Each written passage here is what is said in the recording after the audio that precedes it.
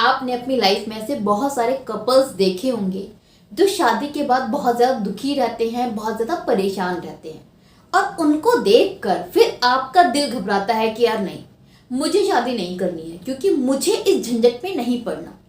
तो देखिए, अगर आपके साथ में यही है ना, यही सब चीज़ें होती हैं, आपको भी यही लगता है कि शादी झंझट है, तो आज मैं आपको कुछ चीज़ें बताने वाली हूँ। ये काम आप शादी से पहले अगर कर लेते हैं तो जो आपकी मैरिड लाइफ है वो बहुत अच्छी होगी कंपेयरिंगली। आप अच्छी जिंदगी बिताएंगे अपने पार्टनर के साथ में, आप ज़्यादा खुशहाल जिंदगी बिताएंगे अपने पार्टनर के साथ। गलती क्या होती है कि हम लोग जल्दबाजी में शादी कर लेते हैं, जो ज़रूरी काम है शादी से पहले हम वो नहीं करते। वो कौन से काम है? सबसे पहला काम जो हम सबको करना ही करना चाहिए, जिसको कभी भी निग्लेक्ट नहीं करना चाहिए, वो है अच्छी एजुकेशन होना। जब हम एजुकेट होते हैं, पढ़ते हैं, तो ये सिर्फ बात पैसे की नहीं है।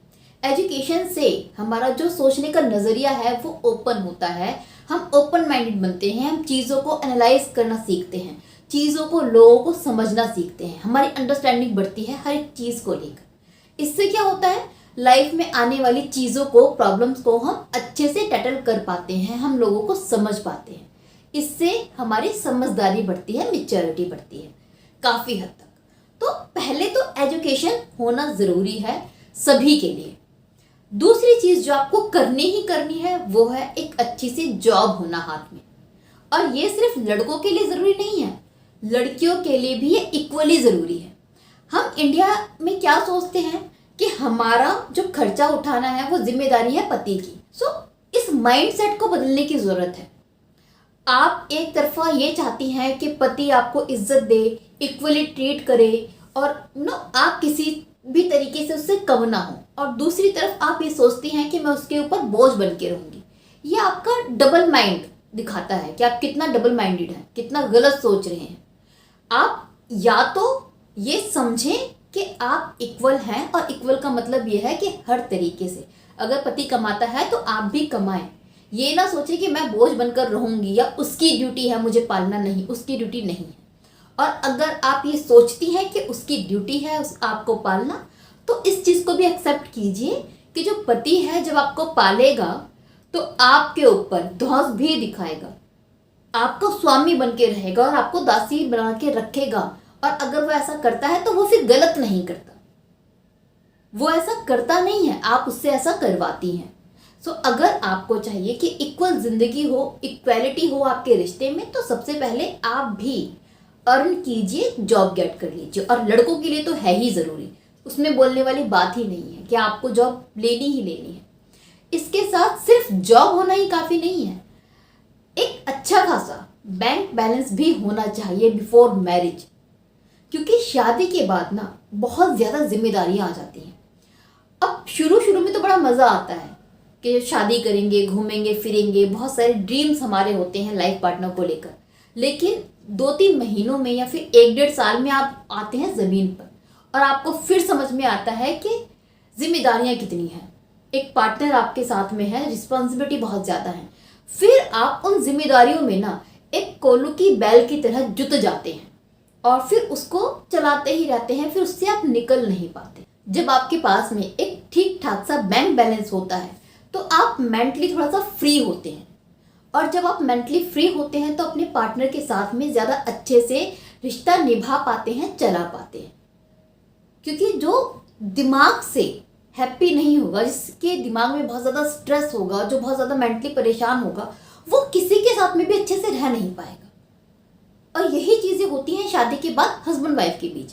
हस्बैंड के ऊपर जिम्मेदारियां हैं, वाइफ के ऊपर अलग जिम्मेदारियां हैं, दोनों ही परेशान हैं मेंटली बहुत सारी चीज़ों की वजह से, और फिर वो आपस में एक दूसरे को समझ नहीं पाते और लड़ते रहते हैं, फिर रिश्ते खराब होते हैं। तो ज़रूरी है आप फाइनेंशियली थोड़ा स्ट्रांग हो जाएं, अपने आप को कर लें, ताकि जब साथ में हो तो थोड़ा सा रिलैक्स हो और लाइफ को अच्छे से एंजॉय कर पाएं। अगली चीज़ जो आपको समझनी है कि ज़रूरी है, अगर आप एक लड़की हैं तो आपके मेल फ्रेंड्स भी होने चाहिए, और अगर आप एक मेल हैं, एक लड़के हैं, तो लड़कियां आपकी फ्रेंड्स होनी चाहिए। इससे क्या होता है, जब आप एक अपोजिट जेंडर से दोस्ती रखते हैं तो उनके बारे में आपको बहुत कुछ जानने के लिए, सीखने के लिए मिलता है। आपको ये समझ में आता है कि दूसरे जेंडर का दिमाग कैसे काम करता है, वो लोग कैसे होते हैं, उनके साथ में कैसे डील करना है, उन्हें कैसा होना चाहिए।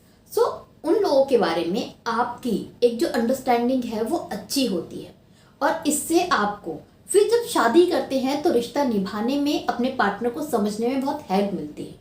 But let me clear one thing कि ये बात सिर्फ दोस्ती की है। बहुत सारे चीप माइंडेड लोग होते हैं ना, वो इस दोस्ती को कहीं और ले जाते हैं। तो ये सिर्फ दोस्ती की बात हो रही है ताकि आप एक दूसरे को समझ पाए। इसके साथ एक और काम ये होता है कि जब आप अगर मेल हैं और आपकी काफ़ी सारी फीमेल फ्रेंड्स हैं, तो आप फीमेल के साथ में बहुत कंफर्टेबल हो चुके होते हैं। इसके बाद आपको कोई भी लड़की तुरंत अट्रैक्ट नहीं करती। ऐसा नहीं होता कि कोई भी लड़की आपको दिख गई और बावरे हो गए, नहीं, क्योंकि आप ऑलरेडी लड़कियों के साथ में रहते हैं। But on the other hand, अगर एक ऐसा लड़का है जो कभी जिंदगी में लड़कियों के साथ में रहा ही नहीं, उसको लड़की देखने के लिए ही नहीं मिली, तो अगर वो किसी लड़की को देखेगा ना, तो देखते ही उस पर फ्लैट हो जाएगा, क्योंकि उसके लिए लड़की से बात होना ही अपने आप में बहुत बड़ी चीज़ है। और इसी अट्रैक्शन की वजह से कुछ लोग शादी कर लेते हैं बहुत जल्दी, कि उनको लगता है कि चलो यार एक फीमेल आएगी तो उस लड़की से जुड़ने का एक्साइटमेंट बहुत ज़्यादा होता है। वो समझ ही नहीं पाते कि शादी के लिए सामने वाले को समझना, अंडरस्टैंड करना ज़रूरी है, उसके साथ में हमारी कंपैटिबिलिटी है या नहीं है ये जानना भी ज़रूरी है। ये सब वो नहीं सोच पाते, तो एक्साइटमेंट की वजह से शादी कर लेते हैं, और उसके बाद 4 दिन बाद जब वो अट्रैक्शन ख़त्म होता है, एक्साइटमेंट ख़त्म होती है, फिर पछताते हैं कि यार किससे शादी कर ली। तो इसलिए भी ज़रूरी है कि आप शादी से पहले भी अपने फ्रेंड्स रखें, जिनके साथ में रह के आप जाने समझें और उनके साथ में कंफर्टेबल हो जाए। Last but not the least, शादी से पहले ना अच्छे से घूम फिर लें। अगर आप इंडिया के बाहर नहीं जा सकते हैं तो इंडिया में ही घूमें, आसपास की जगहों पर घूमें, बट घूमना फिरना ज़रूरी है। जब आप बाहर जाते हैं, ट्रैवल करते हैं, अदर लोगों से मिलते हैं, तो इससे आपकी पर्सनालिटी बहुत निखर के आती है, आपकी अंडरस्टैंडिंग लोगों के बारे में बढ़ती है, आप इंजॉय करते हैं और बहुत कुछ लर्न करते हैं। और फिर उसके बाद जब शादी करते हैं ना, तो आप अपनी शादी में ही वैसे ही एक फन लविंग इंसान होते हैं, जिसको घूमने फिरने का शौक़ है, जो बहुत जगह घूम चुका है, जिसको नॉलेज है, जिसको एक्सपीरियंस है, जो काफ़ी मेच्योर है। और उसके बाद जब आपका पार्टनर भी ऐसा है तो आप दोनों की अच्छे से बनती है। ऑन द अदर हैंड, अगर आप कभी कभी घूमे नहीं, कहीं गए नहीं, बिल्कुल घर में ही कैद रहे हैं, फिर शादी करते हैं, आप वही बोरिंग से एक मोनोटोनस से इंसान होते हैं। आप ना तो खुद खुश होते हैं और ना ही अपने पार्टनर को खुश रख पाते हैं, क्योंकि आप बहुत बोरिंग हैं।